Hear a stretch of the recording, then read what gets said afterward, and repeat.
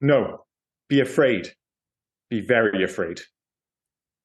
Tick. I knew you'd have that one.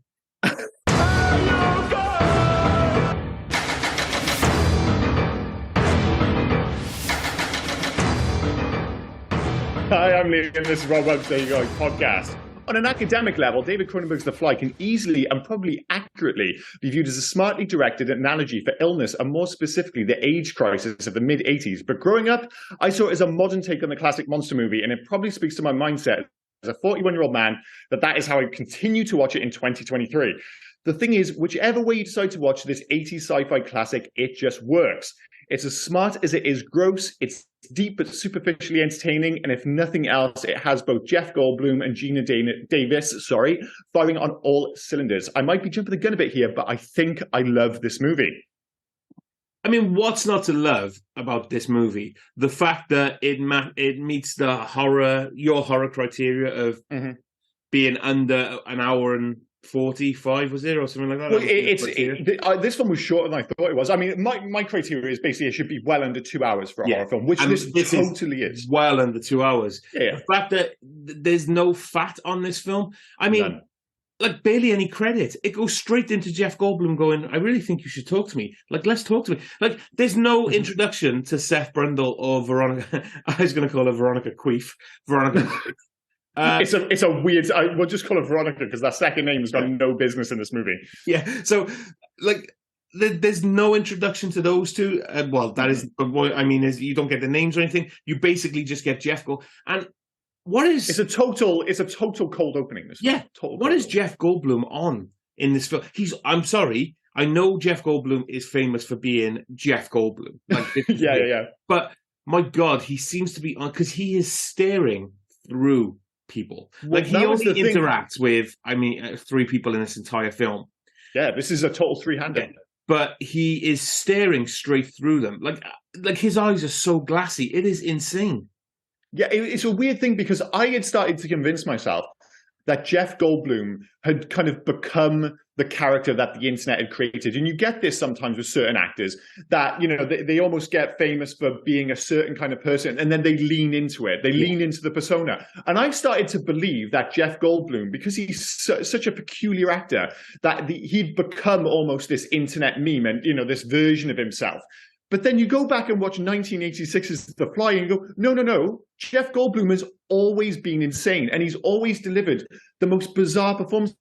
And he's such an interesting and unique leading man. And in many respects, he's absolutely perfect for this role because you look at some of the casting options they were talking about, like Mel Gibson, for instance, and I adore Mel Gibson, maybe not as a person, but removing whatever, all the side stuff, as an actor and a screen persona, I love Mel Gibson.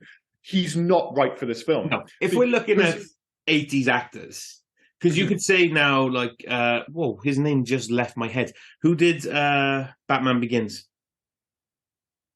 Kevin Costner. Kevin Costner. Batman Begins. Who was Batman? His name left my head. It's left my... What the fuck? This is bizarre. Yeah. It's a terrible way to start a podcast. Yeah, we know who you're talking about. Okay, yeah, so the guy that played the machinist. He could do it now, I would reckon. But if you look back in the 80s, you can't have anyone that would carry. I mean, they proved it with that fucking terrible sequel, but we'll get to that in Legacy. Yeah. So you can't have anyone. You can't have Christian Bale. There we go. Jesus there you Christ. Go, Christian Bale. Thank you, mate. Yeah. Sorry. How the fuck did we both do that? I don't know why my head just jumped to Kevin Costner of all things, and then I was just like, I couldn't get Kevin Costner out of my head. So anyway, Christian Bale. But no, even Christian Bale, I know. You've got nobody that can. And I'm sorry. You usually say, "Oh, it would have been nice to see this character do it, this actor do it." But no, there's no way in hell anyone is doing Seth Brundle in this film better than Jeff Goldblum. The guy, he goes from completely weird to charming, to weird and charming, to grotesque, to all in the space, like I said, in less than an hour and a half. And he does it so well. What I loved right at the beginning, I did mention it when we were looking at the trailer this week, but what I absolutely loved is I think they both went to the same hairdresser, especially at the beginning. Yeah, it's bizarre because you rarely get two, leads who ostensibly have the exact same haircut or are certainly going for the same haircut. Yeah. And it's quite odd because, this might have come up in facts, but it doesn't matter. this film only won one Oscar, but it actually won the Oscar for best makeup and hairstyling. And I'm like, I wonder if it was a gimme, because you look at this film and the obvious Oscar is for special effects, because whatever you might say about this film, the special effects are unbelievable. And there are one or two bits which we'll talk about later, which have aged better than others.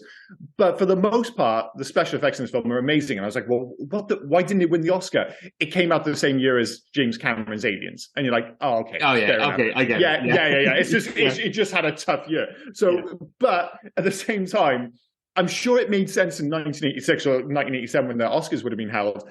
But for this film to win Best Makeup and Hairstyling, now it does seem a little bit funny, because, like you said, there's only really... You also get Tony, and there are, like, you see characters in the background a couple of times in this film. There's, like, the famous arm wrestling scene and stuff.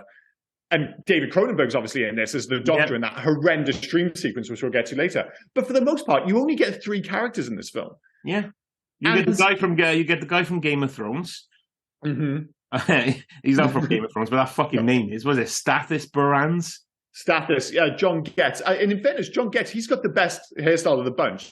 Yeah. Like, he actually looks almost modern in many respects with his relatively tidy haircut. As soon as I saw him, his views about women, not so much, but the look. But as soon as I saw him, and we'll get into the whole helping yourself to a shower thing in somebody else's house, because there is something I want to mention before that. But you've mentioned John Getz. I thought, what the fuck is Walter Peck doing in this film? Dude, I mean, he is right out of the 80s playbook of just gross corporate guys. There's Walter Peck. There's Burke from Aliens, and there's Stathis, and what's his name? The dude from Die Hard. Who is Walter Peck? William Atherton. He is so 80s bad corporate guy. Like now, you couldn't have him in a film because it would just be too on the nose. Yeah. But he's just like, oh no, these guys existed. Basically, if you're wondering why Me Too had to happen, it was Stathis, because as ridiculous as it seems, characters like him actually existed before. Oh, yeah. It's just unbelievable. The strangest thing about Stathis, though, is as abhorrent as he is, and he clearly is abhorrent, he's both he's like, for the longest part, you're like, oh, he's the actual villain of this movie. Yeah. Because Brundle isn't the villain. He just becomes a monster because of what happened with his scientific experiment. Whereas by the end, Stathis actually saves the fucking day. Because the final act of this film and Brundle's truly horrific plan, the more you think about his plan at the end of the film, you're like, imagine if, and the end of this film is one of the all-time bummer endings, but if Brundle had got his way, Jesus fucking Christ, that would have been a depressing, God knows what would have come out of that machine. But Stathis basically shows up with a shotgun, despite having no hand and no fucking foot. No foot, yeah. Totally saves the day, and I'm just like, he's going to be the weirdest good guy by the end of the film of all time? I don't know. It kind of subverts that trope on its head, doesn't it? Because you've got the trope of the unappreciative monster. Like he's a monster, but he's a good guy, like Frankenstein and things, or Frankenstein's monster, things like that. And then you've got the scientist guy who is actually the devil. And then on this one, it's not. He starts off and you think, my God, this guy's a dick, and he's going to be the dick, and he's going to end up like carrying a pitchfork towards Brundlefly, who doesn't. Which he does with the shotgun. Is just a stand-in for a pitchfork. Yeah, and then you get to the end of it, and it turns out the Brundlefly has become a legitimate monster, and he needs to be put down. Right, two things, because you've already mentioned Tony, so I want to mention Tony really quickly. Just to mention Tony, though, that's another interesting point where this film tries to subvert expectations, because in 99 out of 100 movies, Tony dies. 100%. Yeah. In this film, Gina Davis just shows up and goes, the famous line which you quote at the start, no, be afraid, be very afraid, which is a bit of an issue with this film, because as gross as it is, it's not actually a very scary movie, but that's besides the point. But I was like, in my head, I was like, does Tony die in this? It's like, no, she just walks out. That doesn't happen in other films. I think where she went to, though, was she probably went to a pharmacist after to get some moisturizing cream, because she just wore a denim jacket over her topless chest. So her nipples must have been raw. And yeah, and as we know by that point, like Brundle is fucking, like, you know, like that's his whole thing as a fly. He's not just like, oh, you know, a one and done. It was obviously some form of pretty intense session.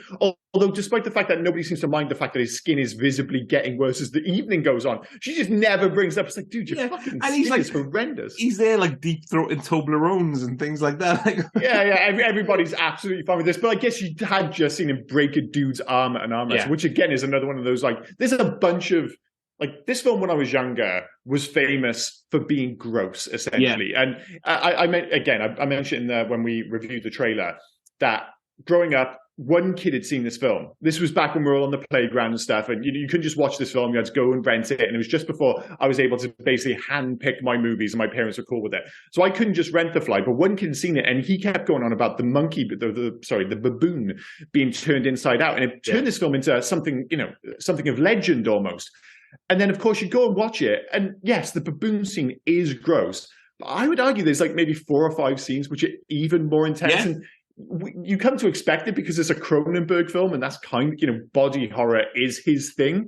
But this film, goddamn, it goes for it. The MAGA birth scene, I know it's a dream sequence, is horrendous. Yeah, the spitting, digesting food like a fly isn't the nicest thing in the world.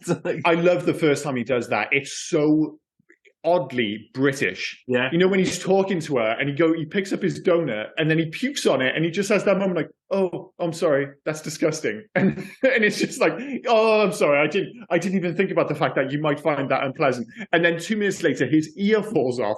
And I think they actually played that sequence for laughs. And there are a few moments in this where it's relatively self-aware, and I think it is playing it once or twice for laughs. But for the most part, it is going for it with the body horror. But I think you have to play it for laughs to a certain extent when you've got Jeff Goldblum in the leading role. Yeah, you can't go into it too grotesque when you've got a guy like you say, Jeff Goldblum doing full Jeff Goldblum. It's absolutely insane. Can I go back a little sec, right? So we mentioned Stathis taking the pitchfork, the shotgun. Now, he already knows that Brundle's turning, and he knows to the point that he needs protection, so that's why he's taking the shotgun. Maybe you set up the shotgun before you get into the lair. Now, I appreciate he was 100%, but he got into Brundlefly's lair, and then he took the shotgun out, and you think, okay, he's got the shotgun, he'll just pull the shotgun out. No, it's in fucking pieces. So now you've got this kit-up scene. Like, what are you doing? Do that outside.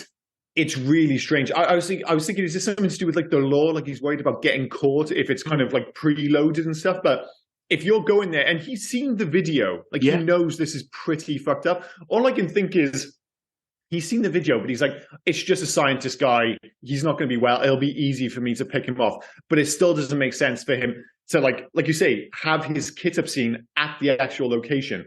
That, and the other big question in the film is, where the hell did he get the baboons from?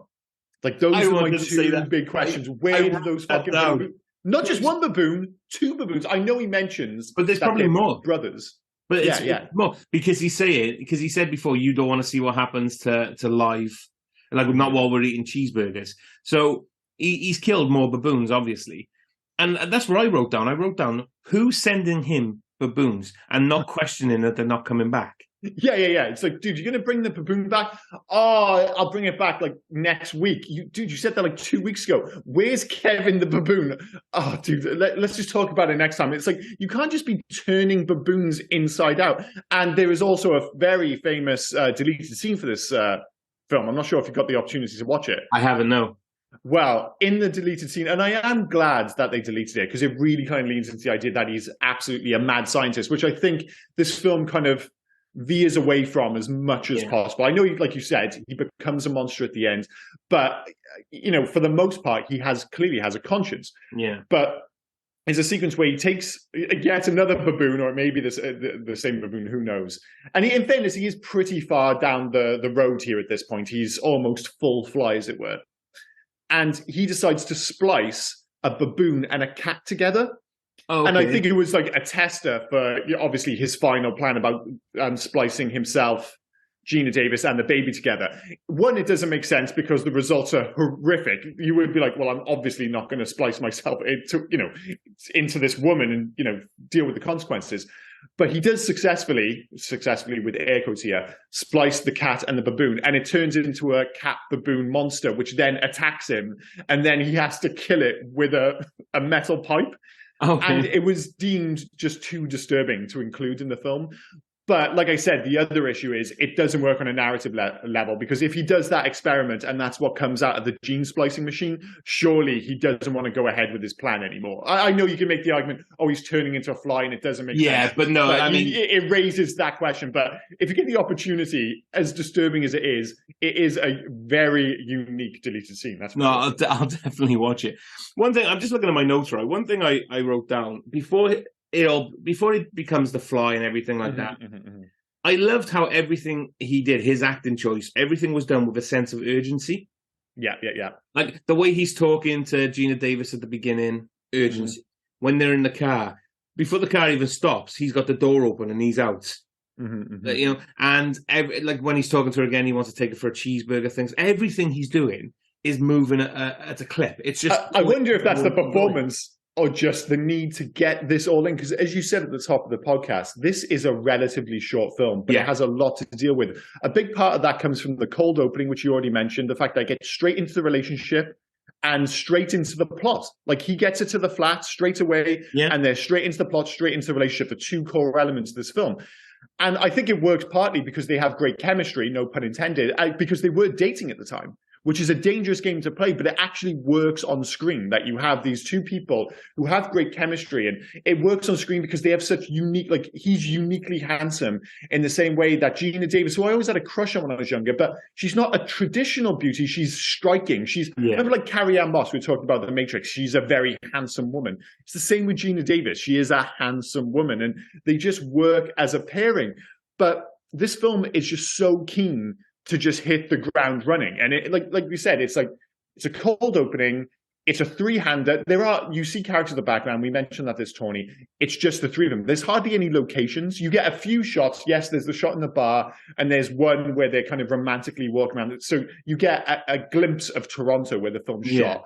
But for the most part, this is in like two locations. No, it's a surprisingly small movie when you go back to it. Because the best thing for the locations, if they visit it more than once, and there's only 3, I believe, that they go to more than once. His flat, the hospital, maybe. His flat, her flat, and Stafford's office. Yeah. Sorry. Yeah. So the others, they're all just brief stop-offs. Yeah, and you're only in them you're not in them for long. I mean, I think the longest time you're actually in her I couldn't say that then. The longest time you're in her flat is when she walks in and and this is why I wrote down there's actually no redeemable character by the end of this film, because even though Stafford becomes the hero, he's still a shite bag. Make no mistake. The fact he's not going to give her a key back after she dumps him, and he was her professor.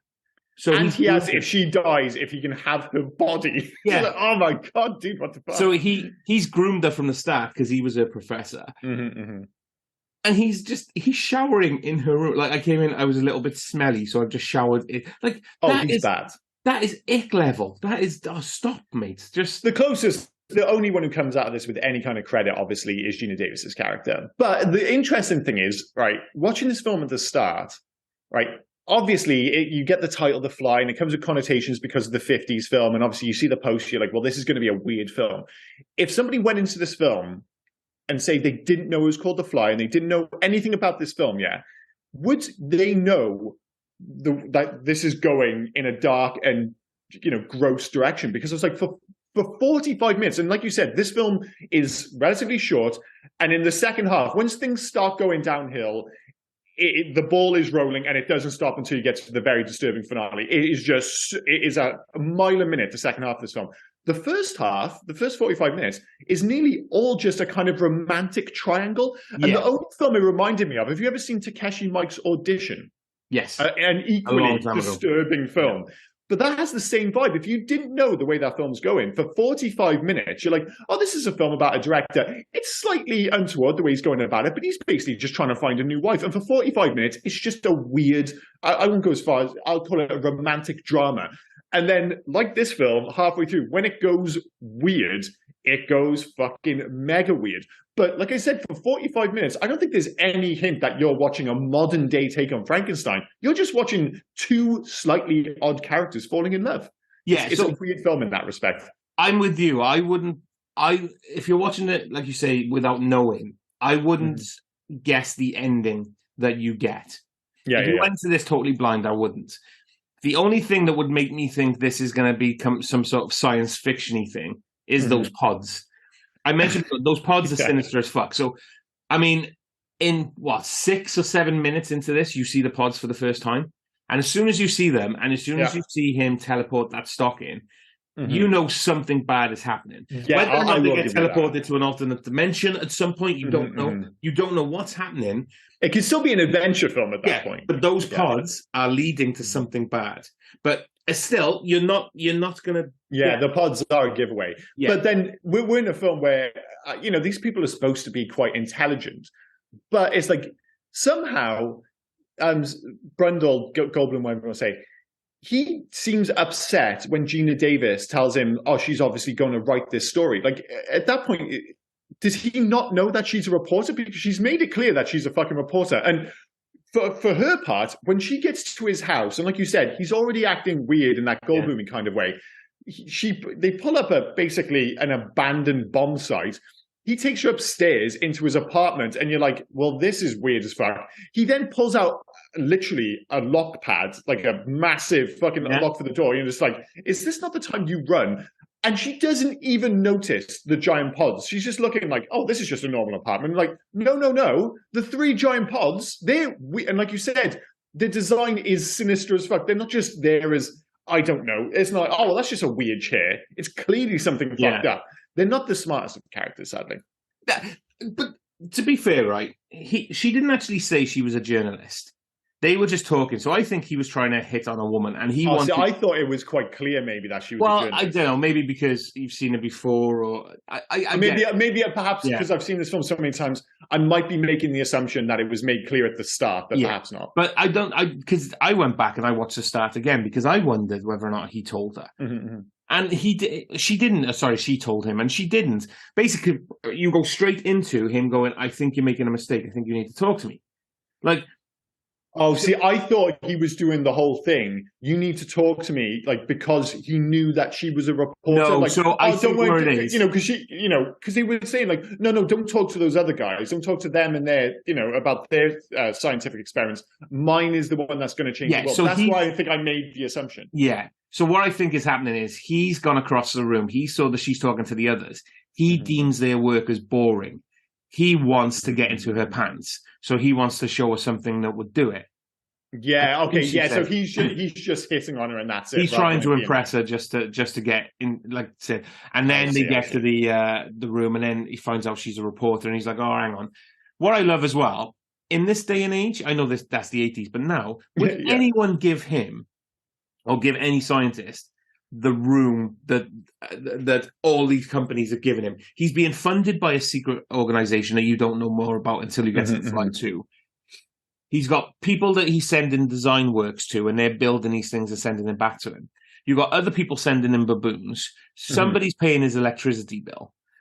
Like he said, everything is happening by smarter people, and I'm just putting all the pieces together. He's basically, but I guess like he does make it clear, because the question is like, how is this happening? He says, well, I'm cheap. Yeah, like, and I think I get that, but there's a lot of people there's a lot of people giving him leeway without knowing the end result. I thought it was the whole, basically, because they kind of make clear that he was something of a prodigy. Like, and I think a lot of people are like, they're just like betting the farm him. Like, it's like, oh, no, this guy's got the talent. He's not asking for much money. He's worth a punt. And the other side, and again, to bring it back to Batman Begins, I think it was like a Batman suit situation where, like, how do they make the bat suits? Or a million times over, they get a bunch of different companies. Nobody knows what they're making. But, and another, we keep bringing it back to superhero films, but The Fly is basically what Spider-Man should have been. It's like he goes through the same process. It ticks all the superhero bingo cards. Scientific accident, gets superpowers, tests superpowers, penis falls off, starts mounting people's arms. Just like Spider-Man. Okay, so it goes a little in a slightly different way, but theoretically, in a realistic way, like if a spider bit your arm and basically spliced with you and gave you spider powers, it's much more likely to go the way of the fly than the way of Spider-Man. It's kind of like, like, have you seen pictures of what mermaids really should look like? Yes, it's gross. Exactly, yeah. And Cronenberg, if Cronenberg's making a film called The Mermaid, don't watch it because we know exactly how it's going to go. But especially when, it's the day after he goes into the machine, he goes into the pod, he gets spliced with a fly, and then he starts doing the training sequences. Yeah. Like he's basically testing his powers. Like, this is a superhero film. It's an origin story. It is a superhero. Absolutely an origin movie, but sadly things don't go the way. But you've answered why, Mike. You've answered why this went the way of the fly and not the way of Spider-Man. Spider-Man became a hero because his penis didn't fall off. I would become a fucking villain if my penis fell off. Yeah, and again, that is a big part of this film then, not the penis falling off, but the descent. And it does happen quick because you do have that sequence when suddenly he feels like he has superpowers, and obviously he goes out to the bar and you get the totally gross. I'm not a squirmish person, but there's something about bones breaking which make my toes curl. And when he breaks his wrist and it goes again, the Cronenberg thing, you get the full close up, the bone is sticking through his arm. I knew it was coming and I could feel my toes curl. I'm like, I know exactly how this arm wrestling is going to end. But even at that point, his skin is already starting to go. And I mentioned at the start about, if you want to read into this film and not just watch it as a monster movie, it's clearly an analogy for illness, and given the timing, almost certainly for mid-80s paranoia about the AIDS pandemic. But it's hard not to watch it that way in 2023. At the start of his descent in particular, that's when the movie's at its most disturbing, is when he's lucid about it, and he's like, oh my God, am I dying? And his fingers are falling off, and you can see how scared he is. The moment he embraces it and really starts becoming, quote unquote, the fly, then it becomes the horror movie. Then it becomes the monster movie. But there is that section in the middle where it does become quite disturbing watching this man fall to pieces. But it doesn't hang around long enough for you to dwell on it, because as quickly as he's having that moment where he's on the walking sticks and he's clearly terrified of what's happening, literally 2 seconds later, he's walking up the walls and he's like, I'm kind of embracing this now. Thank you. Can I go there? You said about what makes you squeamish, like the squeamish part is the bone breaking, which they do really well, let's be fair. For some reason, what really turned my stomach is that ceiling scene. Oh, really? The way he looks, because he's still half Jeff Goldblum, but half the fly.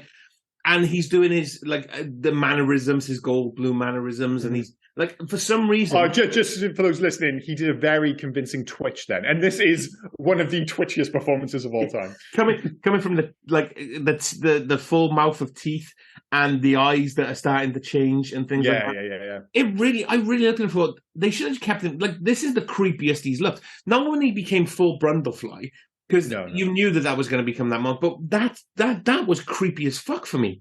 It's something about when he's walking on the walls and he's talking about the evolutionary path, and he pulls up his t-shirt and he goes, what's this? I don't know, we'll find out, kind of thing. And again, those are the moments that make this film watchable, though. It's that Jeff Goldblumness, because this could have been a really tough watch, but he's so charming and watchable. And I know it is disturbing, I'm not doubting that for a second, but it does make it surprisingly watchable, because this film could have been a really tough watch. And if you go back through Cronenberg's over, as it were, his movies, a lot of them are actually, and his history of movie making is filled with peaks and troughs, like few others. There's brilliant films, there's terrible films, but a lot of them are tough watches. It's the same reason I've seen the trailer for Crimes of the Future, his latest film, and I'm like, that film could do with the Jeff Goldblum, because it looks depressing as fuck, and it just looks pure body horror. I'm like, I can't watch that. It's the same way Scanners works, because it has that hint of fun to it. Yeah, Scanners is fun. Even A History of Violence, the second half is vaguely ludicrous, which makes it a more enjoyable watch. And I think as important as Cronenberg is to this movie working, and certainly to making it unique, to make it watchable in the way it is, rather than just something gross and disturbing, something you come out of and feel just a little bit dirty and disgusting. It is Jeff Goldblum and admittedly his relationship with Geena Davis, which is very much the heart of what is otherwise a horror movie. Cronenberg's list is fantastic, isn't it?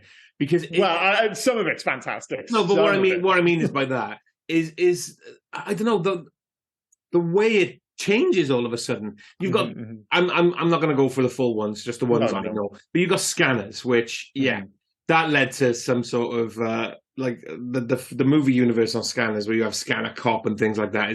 But Scanners is great. Videodrome, which we do need to go back and watch. Absolutely. The Dead Zone, which is insane. Then I love that film. Yeah, Naked Lunch, which is an odd film, and I really want you to watch. Yeah. That with Peter Weller and a massive. I bought it. I bought it because I was like, I have to watch this film. I've not watched it yet because I was like, I bought it. I was like, we are totally. This has got the Hey You Guys podcast written all over it, so it's literally in my cupboard, ready to go. But Naked Lunch is definitely a future episode. And then you kind of go from Naked Lunch, and then all right, there was M Butterfly, but then Crash, which. Okay, that's just about having crashes and having sex. That was you say that. That is, I think, single-handedly the most insane mainstream movie of all time. Like when look at the premise of Crash. How the fuck did he get the kind of? Because it wasn't I'm not saying it was like a mega budget movie, but I remember that being a thing. This wasn't some independent movie snuck through the door. Crash was a big deal when it came out. Yeah, and I was like, how the fuck did somebody look at the script, the synopsis for that film, and go, yeah, we'll fund that. Like, it's insane, absolutely insane. But he goes from Crash. Then his next one then is Existence, which is completely not even following any path. Then you had Spider with Ralph Fiennes, I think it was, which is an odd film anyway. A History of Violence, as you already mentioned. Then you go into what I think is a great film, and to be fair, I didn't even link that it was a Cronenberg film, Eastern Promises. Yeah. Well, that was almost the follow-up to Crimes of the Future, because he's kind of in with Viggo Mortensen now, isn't he? Because he's in his latest film, Crimes of the Future, as well. So, but his list is absolutely insane. But the best thing Cronenberg's ever done has to have been he played the killer in Nightbreed. Yeah, well, he did play the killer in Nightbreed. I would argue that the best thing he's done is arguably this movie. But you can make an argument, like I said, I think History of Violence is a brilliant film, which kind of shits the bed in the final act. Although bringing it back to this film, as much as I love this film, and we will get to it in a minute, I think its weakest element is the final act. Yeah. I think it slightly goes off the deep end. Also, as this film moves quickly, Jesus Christ, does that final act move so fast? A lot happens a little bit too quick. And as I said, so much of what makes this movie work is that balance between body horror and heart. And once you really do lose Jeff Goldblum as a character at that point, and he just becomes the Fly. And I think it goes a little bit too much on the shock value at the end. Like a lot happens very quickly. Like you mentioned, the hands, being puked on and melting, which was very famous when younger. It's one of the few things in this film which doesn't hold up visually. I think they used the same effects that they used in Raiders of the Lost Ark when his face melted. And it looks of its time in a way that the rest of the film perhaps doesn't. And then, him kind of gene splicing with the machine and coming out as a monstrosity and all that other, and obviously the plan was pretty gross, but you're finding out about the plan as it's happening. And like we've said numerous times that this film moves quickly, and I don't think it's to its detriment for the most part, but the final act, so much happens in the space of 10 minutes. They were so desperate to get this in under 96 minutes. That you're like, that is a lot of stuff. And it felt like the heart had been ripped out of it by that point. And admittedly, it does lead to one of the most disturbing final scenes of all. Literally, this film ends with Gina Davis blowing his head off with a shotgun, but not in that action movie way. She is so conflicted about it. She's pouring her eyes out. The Fly itself, or Brundle, well, I'm going to call him the Fly at this point, literally points the shotgun in his own head. She blows his head off. Credit. You're like, but it's not quite The Fog, but it's in the same conversation for bummer endings. But how great did that look when she shot Brundlefly and his head just popped? That's the other thing. It wasn't like, he died some kind of noble death as this monster. Usually you would have them kind of slumped over as Frankenstein is finally felt. His head you see the human. That's it, and then you would see the human side pop out just as he's about to die. No, this dude, pink mist, just disappeared. And it just as it gets you're like, wow, this is ridiculous. Just enough time to cut back to Gina Davis's bawling her eyes out, clearly devastated by the whole thing. End film. You're like, the ending there. What the fuck? But like you said, because it ended as quick as it started. It really started, did. it was so. I love that choice of him, and like you said, it is an absolute bummer ending. But Totally is. I don't know how else they could have done it. The only other way they would have ended this film would be that, oh, by the way, Brundlefly won. He is now a grotesque Jeff Goldblum, what do you do Gina next? Davis monstrosity. That's the only thing. Like, either you have the alternate, and there are a bunch of alternate endings in this film. Thank God there wasn't one where the gene splicing was successful. But it's like, right, say you go, the film goes exactly the same, beginning to end, only you like, well, we need one more scene. We can't just have the film end with his head exploding. It's like, what, you go to Gina Davis having an abortion? It's like, that's the next scene. It's very disturbing. It's almost like, listen, we painted ourselves into a very dark corner here. Let's get the fuck out of Dodge as quickly as we can. And at least there's an element of, I know that sounds weird to say it's fun that his head blew up, but it is that, like, it goes back to the scanners thing. As gross as it is, it's that kind of, is there a more fun end to the body horror spectrum? It's like, like the low-key stuff, which is relatable to the human body, is the stuff which is really disturbing. Like when his fingernails are falling off and his teeth, and he squeezes all the pus out. Yeah, that's the stuff which, again, speaks to our fears of illness and stuff, the underlying kind of, theme of this film. But when it's like the fly's head's blowing up, if you watch this kind of film, it is kind of fun. It is. Like in a gross way, it is kind of fun. So it ended on a very disturbing, very gross note, but at least it was at the funner end of the gross spectrum. So do you know the gross part? And I know it was horrible to have his hand and foot melted off. Yeah, it was, yeah.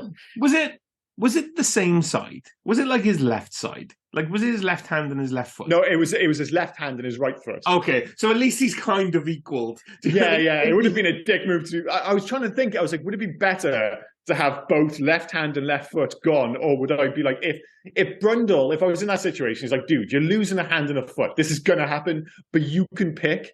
I'd be like, fuck, do I lose because obviously you want to keep, I'm like, dude, I want to keep my right hand, but that means, so basically if he takes my left hand and my right, I don't know, man. Because I'm trying to think what's better, right? And I love how this is where we're going. If you've lost your left hand and your left foot, you've got to put all your weight on your right side, so you're walking on the crutch because these are just hanging around. This is for future, Mike. Or, because if he's lost his left hand, then he's got to have the crutch in his right hand, but then his right foot is gone. So he's got to try and put his weight on his left, so he's a bit unequal. I would see, as I was talking about as well, I started thinking about the fact that, like, well, I've obviously got like my right hand is my dominant hand and my right foot is my dominant foot. Yeah. But I'm like, the right hand, like let's be clear, I'm not playing football anymore after this. So I'm like, all right, it's going to have to be, I want to keep the right hand and the left foot's going to go, I suppose. No, I don't know.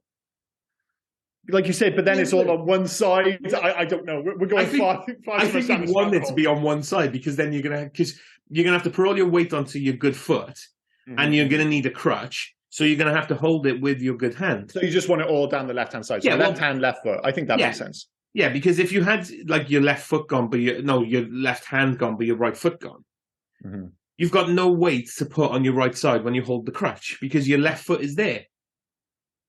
Yeah, but then I've got this whole thing in my head that it makes more sense that I'd be more balanced if I'm balancing on my right hand with a crutch and then my left foot is there, that I've got slightly more of an equilibrium, if you see what I mean. So I'm trying to think of the lean side, but what you're thinking is you want to be upright and then move. Like basically the crutch is working as my right foot. Yeah. And then I've got my left foot. Whereas if it's all on one side, I'm fucking all skew. If I'm totally leaning on one side, I mean, to be fair, I don't think there's any right answer to this.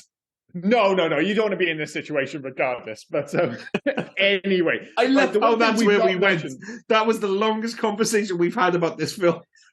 Well, if anything's going to match it, I think it's just how 80s this movie is. We've mentioned the fact that a lot of the special effects, other than maybe the hand and foot melting sequence, they hold up. Like I know you said it was disturbing about him crawling up the walls, but it looks amazing. Like obviously they created the room and stuff. It looks so good. Yeah. And it very much, it's in the same ballpark as Aliens. And I always think of John Carpenter's The Thing as these, like the high watermark for physical effects. And this is in the same category for the most part. But there is no escaping the hair, the clothes, just Gina Davis just looking 80s as fuck. Her boss looking like the most 80s corporate guy ever, the mega 80s computer, the beta movie camera, Jesus, it's even called a beta movie camera, and then the burger place that he takes her to, which might be the single most 80s thing you will ever see on screen. It's only there briefly at the start of the film when he takes her for a cheeseburger, but I've never wanted to go to a burger place more in my life. The closest thing I've come to it in modern times was when I went to Alaska. We went to a diner in Alaska, and it fucking looked like that. It had like the wood paneling, and as soon as you walked in, like it feels like I've walked into the 80s. So it's not going to happen unless you can go all the way to Anchorage and find this one. Well, I don't know. Do you know what it felt like for me? What's that? A Little Chef or a Wimpy's. I said Wimpy, the exact same thing. I was like, dude, that just looks like fucking Wimpy to me. Yeah. It absolutely does.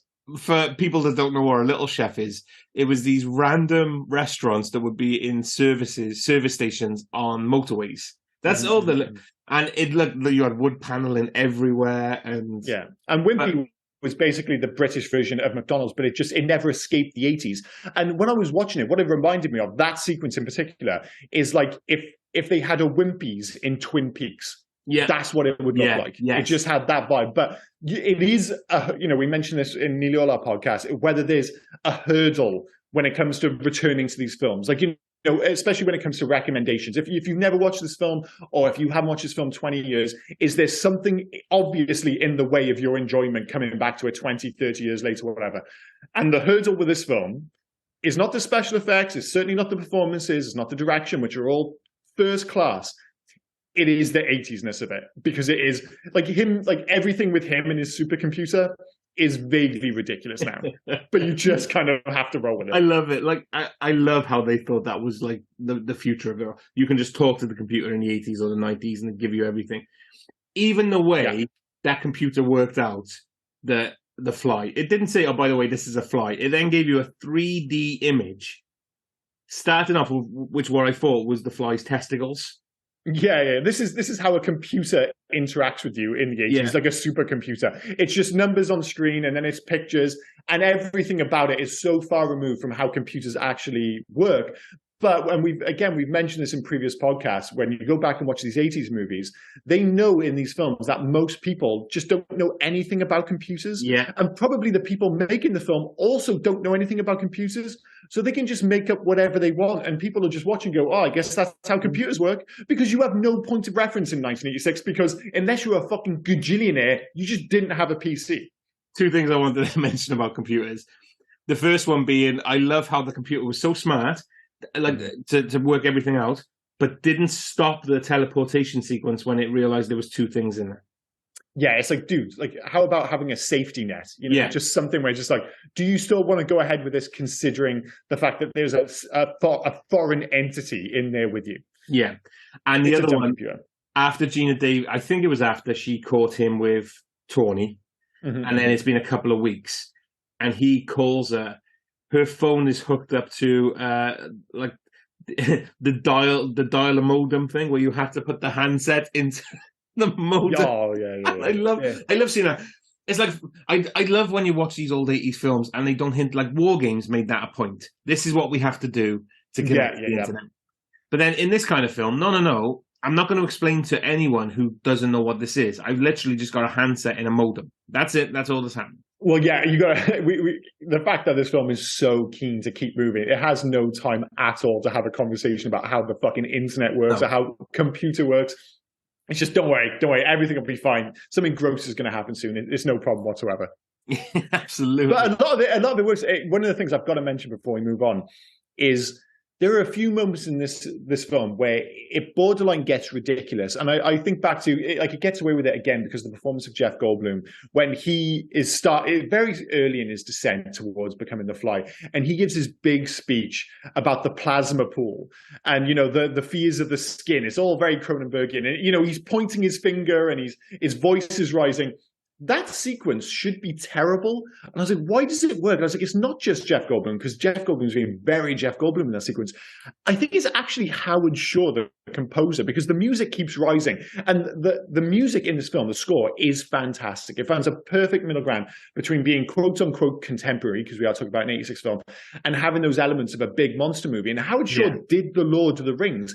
And you hear it a few times in this movie when the music rises, when something horrific's going to happen, or he's making making his big speech, and you're just like, you kind of get on board with it because the score demands it of you. And it's just one of those things that probably falls by the wayside for this film, kind of like it winning the best Oscar for hairstyling and makeup. But and I know he didn't win an Oscar for it, but I think Howard Shore's score, not supplanting his fame as being the guy who did The Lord of the Rings, but I think it's very, very good and actually essential to making this movie work in many respects. Sorry, I've given you a conversational like dead end there. Where I'm just like, this is just a fact, and that's it. I love how you were going that, and then I was just sat there. I was looking at my notes. I'm thinking, I don't know what to do. Well, in fairness, it's like when I get to the end of the sentence, and there's no like inflection with what I said. It's like I don't think there's a question there. I think that's just a statement. It's like, do we start again? Yeah. I think we can move on because I think we both agree, just to be clear, that as good as this film is, the final act is a bit too rushed and kind of loses itself with the whole. It's like it almost feels gross for the sake of being gross. It's still fun and it doesn't ruin the film by any stretch of the imagination. But if I was going to put a red mark, a black mark, whatever the hell it would be against this film, it would be the fact that the final sequence does feel rushed in a way that the rest of the film feels fast and it feels nippy, but it never feels rushed. The final act. Yeah, that's exactly right. The ending just does feel like a detriment to the rest of, I guess, the speed of the film, because the speed of the rest of the film is going at as I've already said, at a clip. And then for some reason in this one, they've just turned it on to fucking like fast forward times 30. Well, I think the problem is because you remove the heart from this film and the relationships are no longer there. And I know she gets upset about Kinnan, but you're just like, Jesus Christ, at that point, just shoot him in the face. Like, there's no like, oh God, how can I do this? It's like, oh no, you can do this. He needs to die. But by that point, it just becomes like an action horror movie for the like last 50 minutes. And then all of a sudden, it just becomes a bit of a roller coaster ride, a bit of a thrill ride, which isn't a terrible thing for the end of the film. And I think I am criticizing it based on just how much I love the rest of the film, that the end doesn't have the emotional impact that I thought that you would hope it would have. But it is what it is. Yeah. Should we move on to the word you couldn't say last week? Should we move on to the next section? Yeah, next section. Jesus Christ. There's always something we forget to say. I mean, this week it's a name. Next week it'll be a section. The third week it'll be, I don't know, your name. Who the fuck knows? There's always something. I mean, you did it again. You did it again today, mind as well. We're going to get it right. We didn't mention that this is the Hugtober season. You did it. Oh, yeah. I almost forgot to mention the fact that I was Liam and you were Rob at the start of the podcast. I almost went straight into. To be fair, mind, that might be my fault because I did interrupt your. Oh no! It was my fault. I just fucking forgot. Anyway, let's move on to. Is it favorite scene? Yeah. Let's go favorite scene. Favorite scene. So it's not the baboon sequence, despite that it was the most famous sequence for me growing up. Certainly, I do like the superhero sequence, which I really forgot was in this film when he trains himself. But for me, I think it's just because, like I said, it's this moment of very British humor when he pukes on the donuts. It's a very, as I said, Goldberg moment. It's a disgusting moment. I think it sums up this film, but it becomes oddly charming. And then with his ear falling off, I'm like, am I supposed to laugh at that? I don't know. But I just thought in that one moment, it kind of summed up everything about this film. So it seems strange for me to say that my favorite sequence in this film is when Jeff Goldblum pukes on a donut, but I think that might be my favorite scene in this film. So I'm going to stick with it. I like that. To be fair, I like that scene. For me, it's another Goldblum one because obviously he was like in the film. But I love it when he's talking to Gina Davis, and you've already mentioned it. He's talking to when he's talking about that he's not ill anymore, and he goes and he lifts his shirt up and he goes, "What's this? I don't know, but we'll find out." Like he's just full on Goldblum at that point, and it's fantastic to watch. Oh, yeah. It's weird, isn't it? Because you're almost invariably going to pick something gross when you're picking your favorite scene from this. But it's often one, I think, my favorite parts of it are something disgusting, but tinged with a bit of comedy and a moment which allows kind of Jeff Goldblum to really sing. And in fairness, they let him go for it in this film. In terms of loves and hates, loves this film, number one, Cronenberg elevates in B-movie material while also embracing B-movie horror. It's like, as I mentioned at the top, you can watch this as a thoughtful allegory on illness, blah, blah, blah. But you can just as happily watch it as a charming but undoubtedly gross monster movie. It totally works, whichever way you want to watch it. And you can go back and forth depending on your mood. Like I said, growing up, I totally watched it as a monster movie, and I still kind of watch it as that now. You can't escape the allegory behind it.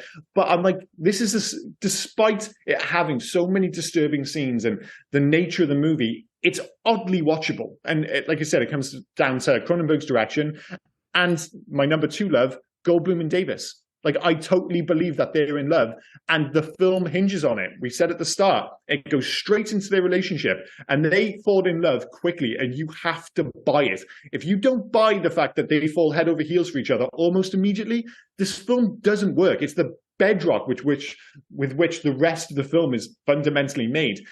But it totally works because I believe that they are in love. And it probably helped that at the time they were actually in a relationship, as I mentioned earlier. And number 3, Stathis is just wonderfully sleazy. We mentioned him a couple of times, but he's so gross. And the fact that they have the audacity to make him the hero at the end of the film, it's like, imagine if Burke showed up and saved the day. That's the equivalent. Yeah. Or Walter Peck showed up and, killed off the Stay Puft Marshmallow Man at the end of Ghostbusters. That's what they've done in this film. It's absolutely audacious, and I love the fact that it gets away with it. So they're my loves. Cool. My loves on top, I'll straight away Geena Davis and Jeff Goldblum together, apart, whatever. They're really going for it in this film. They're having a good time. And so good. Yeah, I absolutely love them in this film. Number 2, the effects, the makeup effects, the walking on the wall effects, all of it. And it still holds up. What do we know? Like 20, 30 odd years later? It's still... It's long. It's nearly 40 years later, dude. Yeah. 37 years? Don't do that to me, dude. I know, it's right. It's like, what is this, like 17, 18 years ago? No. Yeah, it was 3 years after I was born, so yeah. Yeah, I don't like the fact that like maths continually remind me of my own mortality. I just don't like that anymore. I hate it now when you have to put your age into something and you've got to scroll to find... The thing is, I don't like the fact that when we watch these films and I suddenly realize that they're older than I think they are, it's because I do the maths in relation to my age. I'm like, wait, is this 27? I was like, wait, no, this was made in 1986. But I was born in 1982 and I'm 41, which means this film's like 37. What the fuck? Anyway, let's move on quickly. That's my first hate for this film, maths. So that was my second.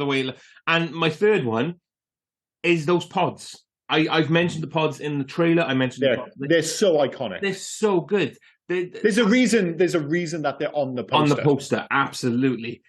They just look great. I love them. They're so sinister. You don't look at those pods and think anything good is coming from them. I'm sorry. But at the same time, they do fall just short of the Event Horizon design. In that way, you see that ship, and of course it looks threatening and scary, but they pushed it just beyond scientific sense, where you're like, there is no way someone is designing a ship that looks this fucking creepy.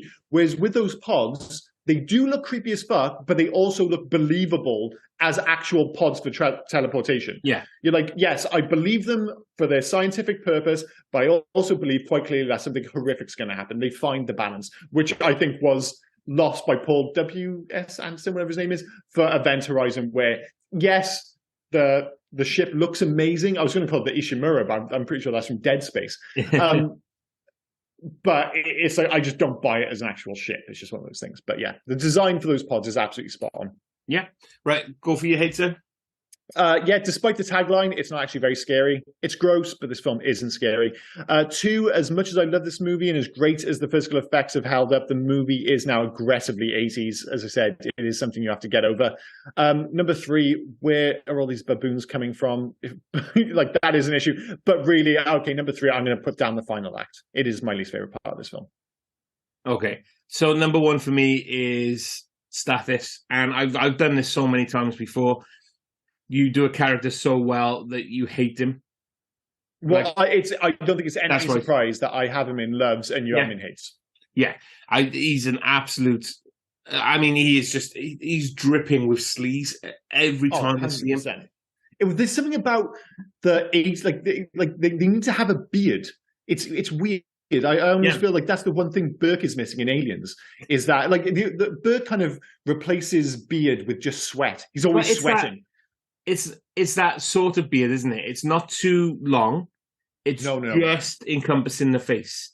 Yeah, and it's tidy at the bottom. It's just the kind of corporate 80s bad guy beard. It's just one of those things. Yeah. Number 2 for me is another status one. It's the fact he waited until he got into the den before he went and did his kiss. Yeah, that's my baboon moment. Yeah, we've both got one there. Like, why the fuck would you do that? That's absolutely insane. Mm-hmm.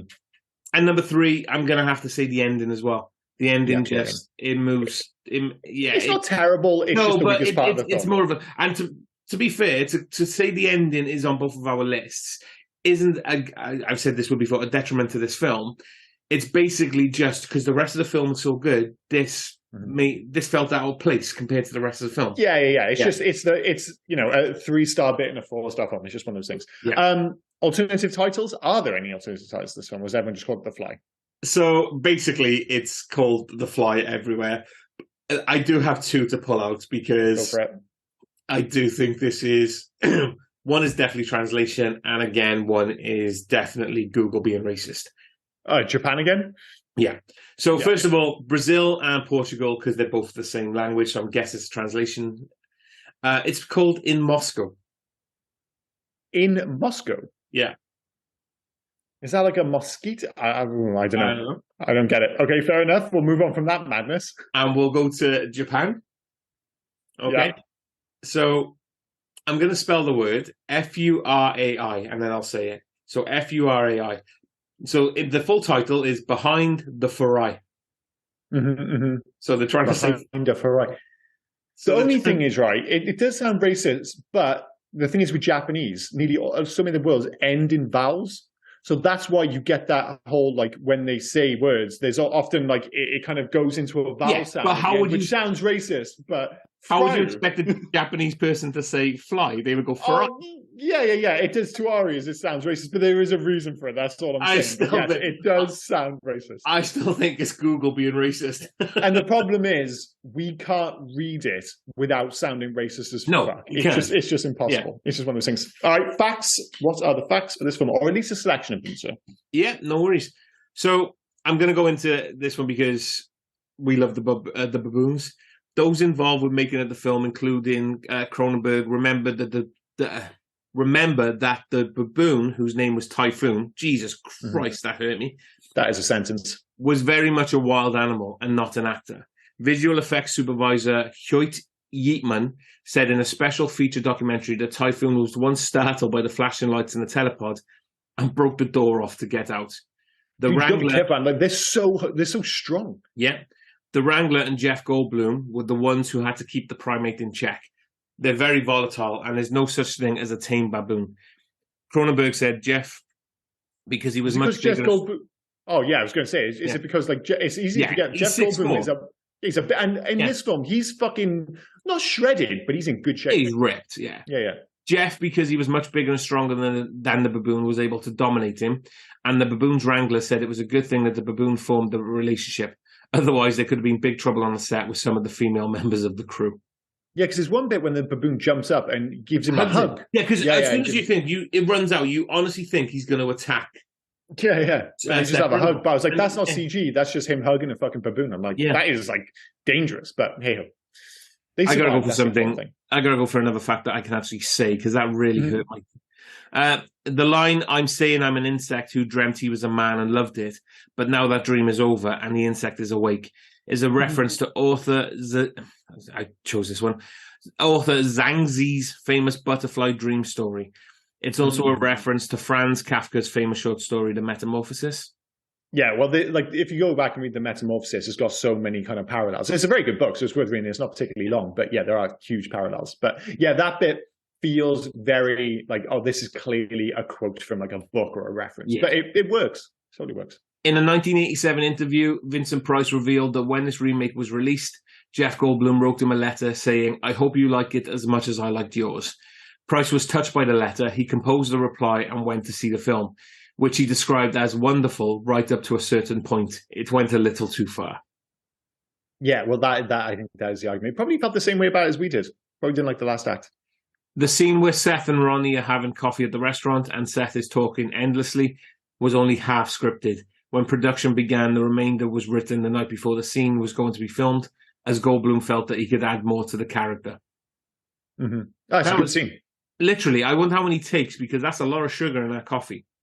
Yeah, but again, it was like such a cool way to have like the start of the descent, where he's like, and even like you see it gradually in that scene, like he's just confident, he's talking, and like it's like the sugar almost works as like the kettle boiling. Yeah. Like in other films, you have the kettle boiling in the background. Him, it's just they keep cutting faster and faster and putting more and more sugar in. He keeps speeding up, and then like that final scene is only a subtle thing, but where he smashes the table. It's like, fucking, can we get some service? Yeah, and it's just like just cuts away. It's like no big deal, but yeah, something's quite wrong. According to Cronenberg, the line "Be afraid, be very afraid" was invented by Mel Brooks while discussing how characters should react to the early stages of Seth Brundle's transformation.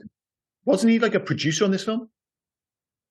I don't know. I'm sure he actually worked on this film, and one of the things was he didn't want anyone to know that he was working on the film because everyone just associated him with comedy, and he thought, oh, if people know I'm working on this film, they'll think it's a comedy as well. So he kept it secret, certainly during production.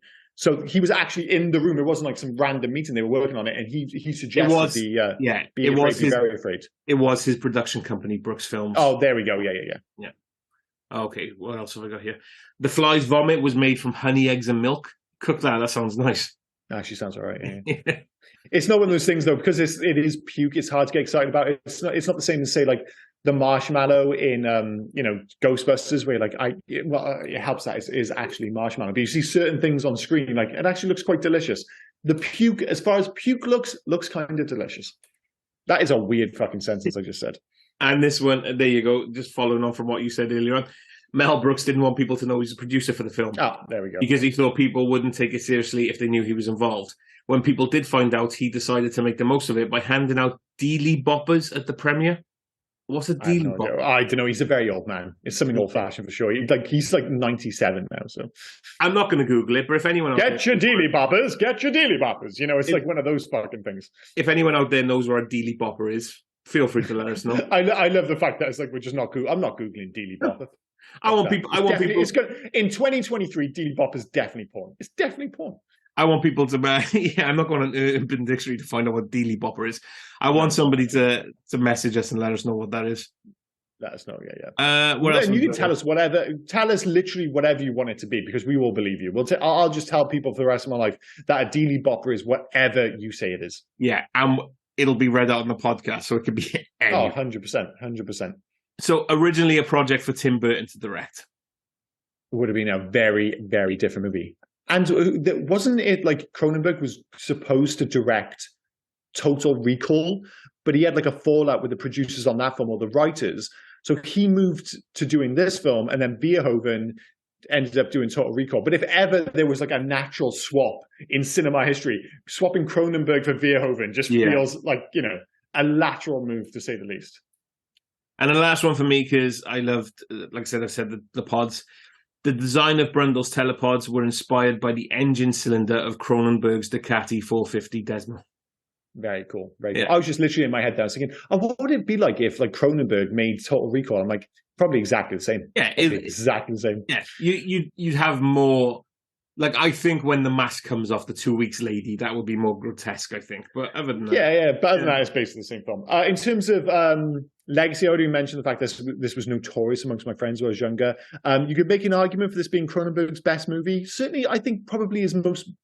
dare I say his most beloved. I know some people feel very strongly about Scanners and all this stuff. But I think, when most people think of Cronenberg, I still think they think of The Fly. This was a massive movie for both of the stars. Like, if you look at Gina Davis and Jeff Goldblum, this is, I think, probably the #1 film on their IMDb. It's certainly in their known for section, certainly. It totally superseded the 50s original. You already mentioned Vincent Price, who was the star of the original. I know The Simpsons sent it up.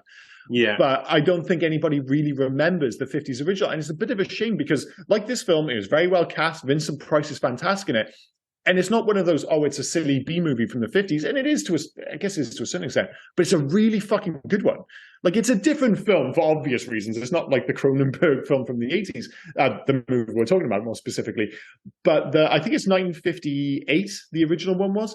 It's actually a really good film to go back and watch. Very different, but still very good. There was a terrible sequel starring Eric Stoltz of all people. The only other star who I think comes back in this film is Stathis comes back. Yeah, I think he's got I don't think he's in it forever. I think it's like a cameo appearance by him. Yeah, but it had poor reviews, wasn't well received. The fact that I almost find it surprising that there's been no talk of a remake, considering there was certainly a couple of years ago that there was that kind of push to remake all the 80s kind of horror, sci-fi stuff like that. But I think it probably speaks to its quality. But then I started thinking, like, if I were to remake this film, who would I have involved? And I was like, Christian Bale. No, I was like, all right, I'd have Neil Blomkamp as a potential return to form. I think he might be an interesting choice to direct. I know he's made some pretty dodgy films, and Gran Turismo was obviously a flop. But I was like, you think of, is it District 9? I was going to say District 8, District 9. District 9, yeah. Yeah, that's got a lot of the same elements in terms of the body horror stuff, the transformation. I think he'd be an interesting choice to direct a remake. And I would get the Marriage Storage cast back together. I would go with Adam Driver and Scarlett Johansson, because Adam Driver, I think, is like the modern equivalent. He's not quite as strange as Jeff Goldblum, but he fits into that box of, like, you would buy him as like this mad scientist because he's just about weird enough looking, but then you would also believe that Scarlett Johansson, or in this movie's case, Gina Davis, would fall in love with him because he's just about handsome enough. So that's what I'd go for anyway. What else was I going to say? Oh, I've already mentioned about the Oscars, so that's pretty much it in terms of legacy. Can I mention the cancelled projects? Yeah, go for it. Yep. So there was a few. So there was Rennie Harlin was going to do an alternate sequel. So in the 90s, Gina Davis was involved with an alternate sequel to The Fly to be directed by Rennie Harlin, who was then her then husband. It was titled Flies. The script was going to feature a story in which Veronica gives birth to twin boys but survives the ordeal. The paranoid Veronica fears that the boys will begin developing fly hybrid characteristics. When they eventually do, she uses the teleporter to merge the untainted human genes from each twin into a single new being. As a result, the authorities believe that she murdered one of the children, since there is now only one child. That's kind of interesting. I thought maybe he was going to end up with like one actual child and then one like mutant child. Again, thinking about like The Simpsons, they did a Treehouse of Horror with that, didn't they? Where they had like the evil twins and stuff. Anyway, never mind. You had another one in 2003, Todd Lincoln. So he was going to do a remake. It was announced that a second remake of The Fly was being developed to be directed by Todd Lincoln, but it didn't happen. And then David Cronenberg's sequel. So in 2009, it was rumored that David Cronenberg himself was preparing to direct a second remake of The Fly, but it was not until 2011 that the director addressed the rumors. Cronenberg stated that he had written not a remake, but rather a sort of sequel to his 1986 version. He said, I have written a script that is more of a strange lateral, let's say a bleak sequel that is a true sequel. And it's certainly not a remake of the original. It's financed by Fox, and whether it will get made or not, I cannot say. Well, that's not anymore. No. What else did he say? I still think my one with Neil Blomkamp and Adam Driver and Scarlett Johansson would be the best option, but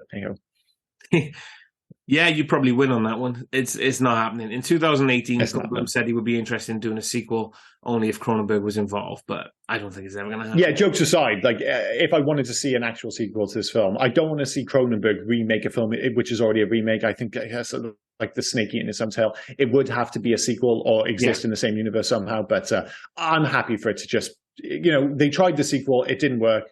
I can pretend that doesn't exist, and let's just watch the original and call it a day. It ends perfectly, What can you say?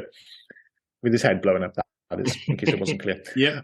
If you're going to make one change for this movie, I think we both got the same answer. So this is the section where we say, basically, you can make one change and one change only. I mean, the lazy answer is maybe better haircuts, but the real answer is I prefer a better finale. Yeah, extend the finale. Yeah, absolutely. You get even just a bit more of the narrative. Just get some more talking in there. It just needs to take its foot off the gas a little bit for that final sequence. Like this film, I already mentioned the fact that with horror films, I think it's important that they come in below 2 hours. This film's 96 minutes long. I don't think it'd be the worst thing in the world if this film was an hour and 45, and like you said, the final sequence was extended a little bit, and just, like I said, take your foot off the gas a little bit, but it is what it is. In terms of video games, unsurprisingly, there were none. If I was going to make one, or basically have a company remake one today, I would have Visceral Games of Dead Space fame. I would have the game start off as human, but become more powerful as you become the Fly. So instead of like leveling up in the traditional sense, you do level up, but it's as you become more fly. And you would have a sanity meter a la Eternal Darkness on the GameCube, in which you find it harder to differentiate between friend and foe as you progress. So you can level up your character, but as you do, you go slightly more and more insane as you become more and more fly. So I'm not sure what the storyline is to this game, but I've basically got the mechanics down. But as to the rest of it, I'm hoping you've got a better idea than me. So I would have gone. Do you remember the game? I think there was two. There was Limbo, and was there the other one called? Is it Inside? Inside and Limbo. Not Machine Games. I've got their name now. But yeah, I know. I played both to completion, and already this is a better idea than mine.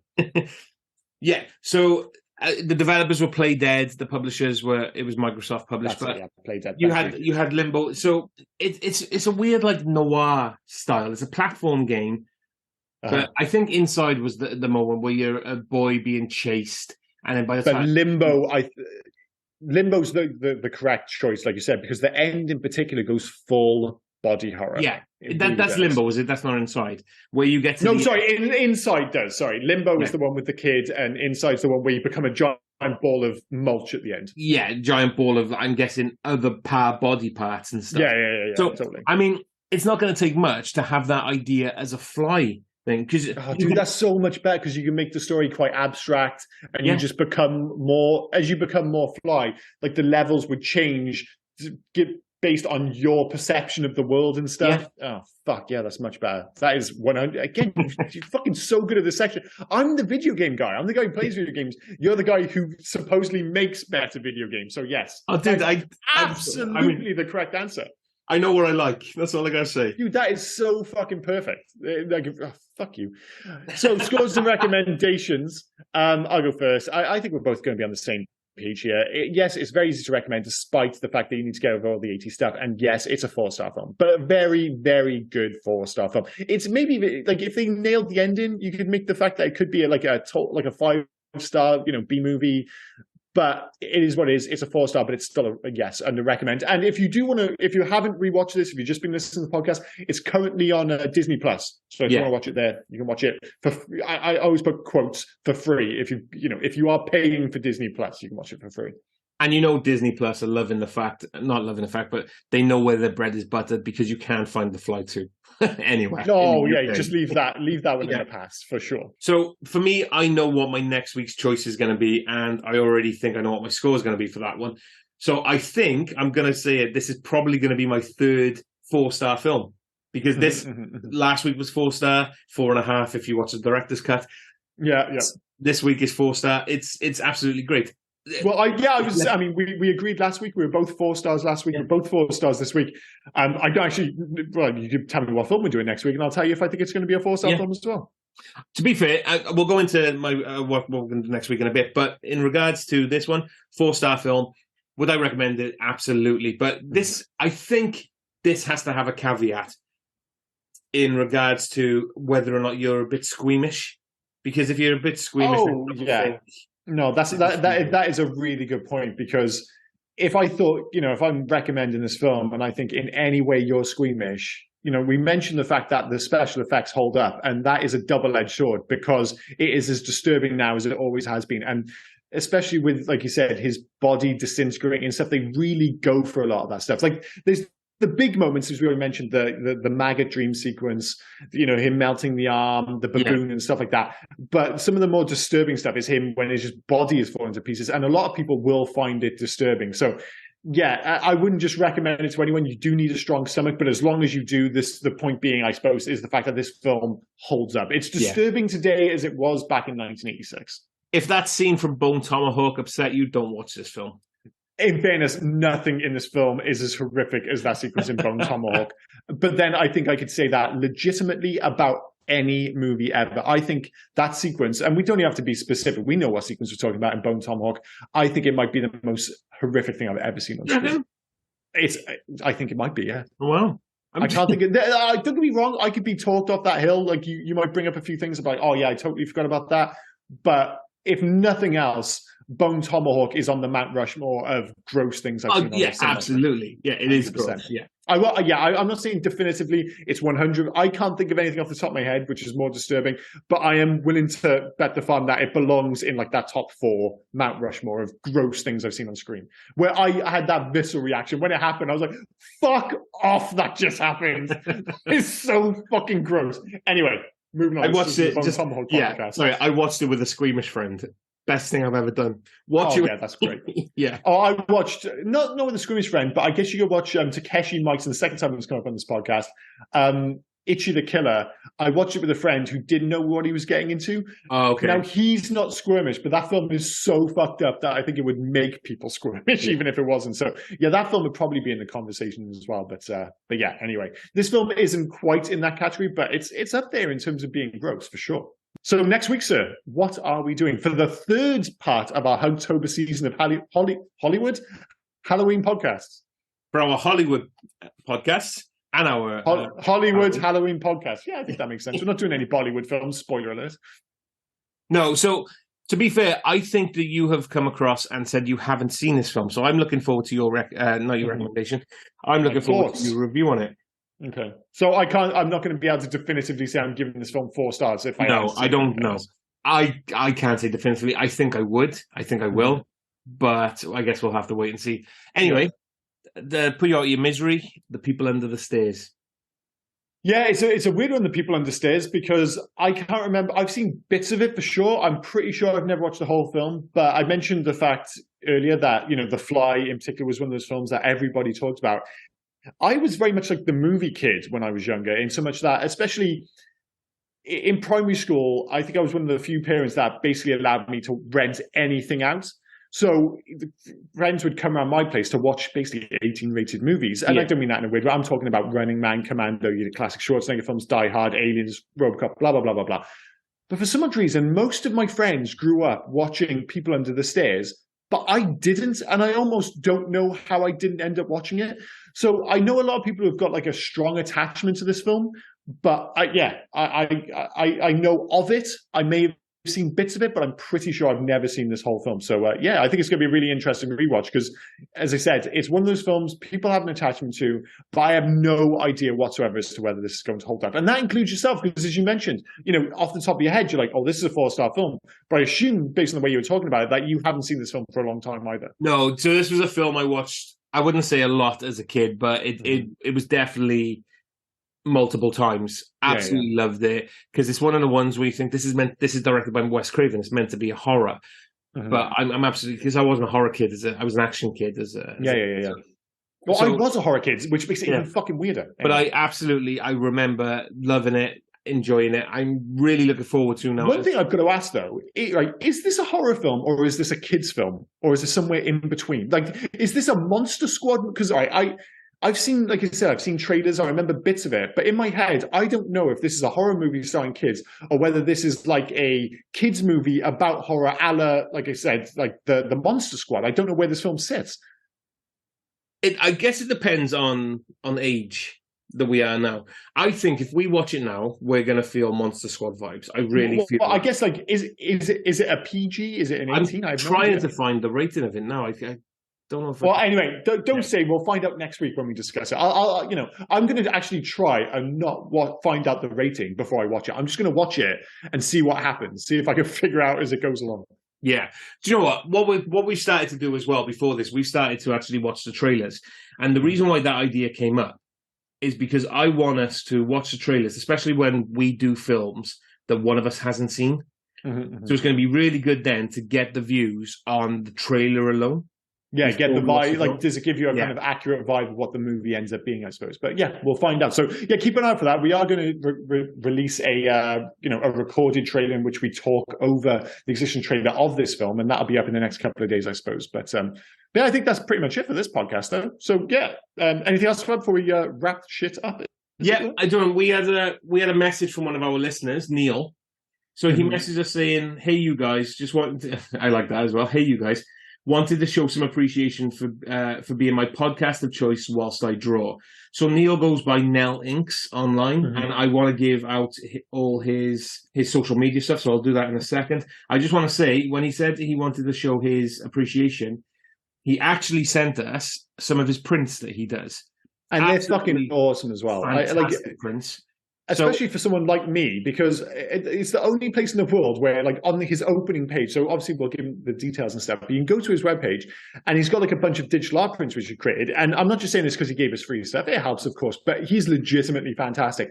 And on the front page, there's a Predator poster, which is amazing. And right next to it is a picture of Ian Rush, the famous Welsh footballer. I'm making that specific in case you're listening to this in America or Asia or whatever. But I was just like, how can two of my favorite things be on the homepage of this guy's digital art prints? Where I'm like, how can I get a Predator print and an Ian Rush print in the same place? But it exists, and it's his work, which is, like I said, not just saying it because he sent us free stuff, legitimately fantastic. Well, I've had, as you know, because you see it every week anyway, but I've had Neil's artwork on my wall over my shoulder for months. I've got the Moon Knight print. Yeah. Very cool. So I've had that. It's absolutely fantastic. So he sent, I believe he sent us both the Predator, which is absolutely awesome. Yeah. You got Arnold Schwarzenegger in front of the Predator with his mouth open. It looks the colors look fantastic. And he's actually sent, for me, it's going to my wife, but it's Darby Allin from AEW Wrestling. My wife absolutely adores Darby Allin, so she now has a print. There's some some real deep cuts in this art, that's for sure. Some legit, some mainstream stuff and some genuinely obscure stuff. And I think 90s Welsh footballers and AEW wrestlers are relatively obscure in the grand scheme of things. Yeah. So please go ahead and follow him, buy his stuff. Just give him a blow up because he's absolutely fantastic. So his Twitter, Instagram, and Facebook are all Nel_Inks, INX. Or if you want, just go straight to his website. It's nelinks.bigcartel.com. What we'll do is we'll put these up online as well, showing the artwork that we've got. We'll put it on our social medias. But go ahead and check out his stuff. It's absolutely fantastic. And just from both of us, thanks for the artwork, Nel. They're definitely going on the wall. And yeah. Very cool. Okay, well, if that's that, I've been Liam. This has been Rob. You've been listening to Hey Guys Podcast, and we'll see you next week for The People Under the Stairs. Cheers, guys. Bye-bye. Cheers, guys. Oh, and before I forget, where can folk reach us if they were so inclined to? Well, you can actually reach us on Hey You Guys 80s at Facebook, Instagram, and on Twitter. But if you want to send us a mail, do heyyouguys80s@gmail.com. Send us in your recommendations. Send us in your thoughts about any of the episodes. Just literally talk to us. We'll have a one-sided talk with you on the podcast. Yeah. We're nice folk. Get in touch. But no, cheers, guys. Bye-bye. Cheers, guys. Bye now. Hey, you guys!